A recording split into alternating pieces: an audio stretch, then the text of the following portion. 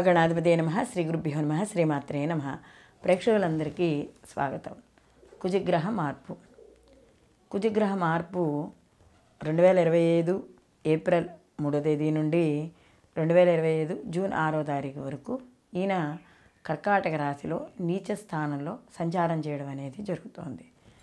ఈ కుజుడు నీచ స్థానంలో సంచారం చేయడం ద్వారా అసలు ద్వాదశ రాశుల వారికి కూడా శుభ ఫలితాలు ఏ విధంగా ఉంటాయి, వీళ్ళు ఎటువంటి పరిహారాలు చేసుకోవాలి లేదా ఎటువంటి విషయాల్లో జాగ్రత్తలు తీసుకోవాలి ఈ 65 రోజుల పాటు కూడా అనే విషయాన్ని మనం పూర్తిగా తెలుసుకుందాం. కాబట్టి ఈ కుజగ్రహ మార్పు అనేది సహజంగా కుజుడు మనకి చూసుకున్నప్పుడు కొద్దిగా ఆవేశానికి, ఉద్రేకానికి ఇలాంటికి సంబంధించిన వ్యక్తి. సో ఇలాంటి ఈ కుజుడు ఆవేశపూరితమైన గ్రహం కాబట్టి కొద్దిగా కుజుడు యొక్క ప్రభావం కానీ రాశి మీద వ్యతిరేకంగా ఉంటే కొంత వ్యతిరేక ఫలితాలు, కాస్త అనుకూలంగా ఉంటే శుభ ఫలితాలు పొందడం అనేది ఉంటుంది.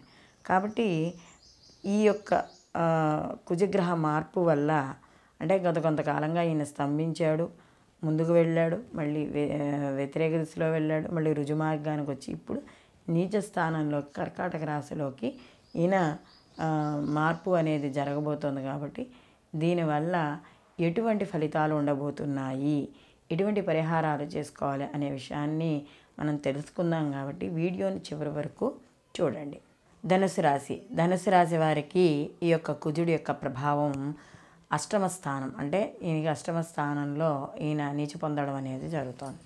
సహజంగా అష్టమ స్థానంలో నీచ పొందినప్పుడు అష్టమ స్థానమే కొద్దిగా వ్యతిరేకత, అందులో అక్కడ నీచ పొందడం అంటే కొంత వ్యతిరేక ఫలితాలు ఉంటాయి. అయితే ఇక్కడ మైనస్ ప్లస్ అయినట్టు కొంత ప్లస్ ఫలితాలు ఉన్నా వ్యయాధిపతి అయ్యాడు, పంచమాధిపతి అయ్యాడు. అంటే ఇక్కడ ముఖ్యంగా ధన విషయాల్లో జాగ్రత్త, పెట్టుబడుల విషయాల్లో జాగ్రత్త అనేది తీసుకోవాలి. అలాగే ప్రయత్నపూర్వకంగా ఏవైతే కార్యక్రమాలు చేస్తున్నారో ఈ కార్యక్రమాలకు దైవ బలం అనేది చాలా అవసరం. అలాగే ఎవరైనా తెలిసిన వాళ్ళు, చుట్టాలు ఇలాంటి వాళ్ళ కోసం 10 సార్లు హాస్పిటల్కి తిరగడం ఇలాంటివి చేయడం అనేది జరుగుతూ ఉంటుంది. ప్రయాణాలు ఖర్చు చేస్తూ ఉంటారు. అలాగే తీసుకునే నిర్ణయాలు, ఆలోచనలు కానీ సవ్యంగా ఉంటే శుభ ఫలితాన్ని, ఏదైనా కాస్త ఎవరో బయట వాళ్ళు చెప్పారు అని ఆలోచన లేకుండా తీసుకునే నిర్ణయాల వల్ల వ్యతిరేక ఫలితాలు ఏర్పడే అవకాశం అనేది కనబడుతోంది. అలాగే శారీరక పీడ, అంటే ఏదైనా శారీరకంగా రోగం రావడం లేదా జ్వరాలు, పీడలు, లేకపోతే గత కొంతకాలంగా ఏవైతే ఇబ్బంది పడుతున్నారో అనారోగ్య సమస్యలు అవి ఇంకా వెంటాడుతూ ఉండడం, ఇలాంటివి ఆకస్మిక ఇబ్బందులు, కోర్టు కేసులు, లేకపోతే తాత ముత్తాతల నుంచి వచ్చే ఆస్తుల విషయాల్లో తగాదాలు ఇలాంటివి ఏర్పడే అవకాశం అనేది ఎక్కువగా కనబడుతోంది.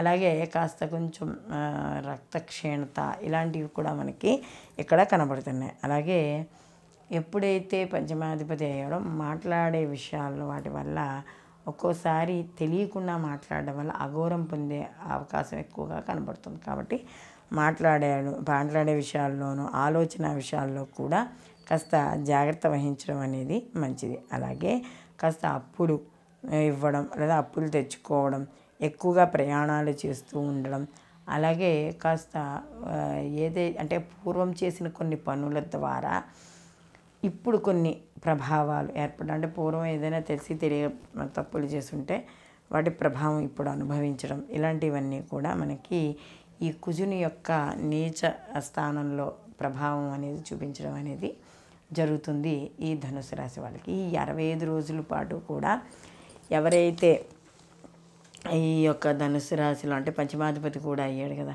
ప్రేమ వ్యవహారాల్లో కావచ్చు ఆలస్యం అవుతుంది. అలాగే ఎవరైనా హైయర్ ఎడ్యుకేషన్ వాటి కోసం వచ్చినప్పుడు చిన్న ఆటంకాలతో పూర్తి అవ్వడం అనేది జరుగుతుంది. కాబట్టి తప్పనిసరిగా ధనుసు రాశి వాళ్ళు ఈ కుజుడికి సంబంధించిన జపం చేయించుకోవడం, కుజగ్రహం దగ్గర దీపారాధన, అలాగే ఎర్రటి వస్త్రాలు, పళ్ళు, దానాలు ఇవ్వడం ఇలాంటివి చేయడం ద్వారా మంచి ఫలితాలు పొందడం అనేది జరుగుతుంది. అలాగే ఈ వీడియో కానీ మీకు నచ్చినట్టయితే లైక్ చేయండి, 10 మందికి షేర్ చేయండి, సబ్స్క్రైబ్ చేసుకోవడం మర్చిపోకండి. మీ అభిప్రాయాన్ని కామెంట్ రూపంలో మాకు తెలపండి. సర్వేజన సుఖినో భవంతు, లోకా సంస్థ సుఖినో భవంతు.